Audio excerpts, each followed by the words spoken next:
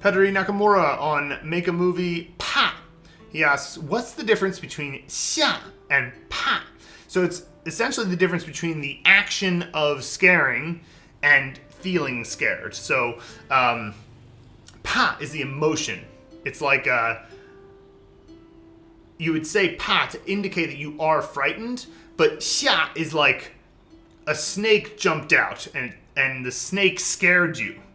You know, 蛇吓到了我. Right? So the 蛇 is snake, 吓 is to scare, 到 is the result, which means successful. 了我. So the snake scared me, essentially what that would mean. And so the snake made me feel 怕, but the action it took was 吓, if that makes sense. 谢谢你观看我们的这个视频. If you found this video valuable and you'd like us to help you reach fluency and literacy in Mandarin Chinese as fast as possible without all the headache of traditional learning methods, just head to mandarinblueprint.com to learn more. Also, don't forget to hit the subscribe button and the bell below to be notified every time we release a new video. And of course, 保重.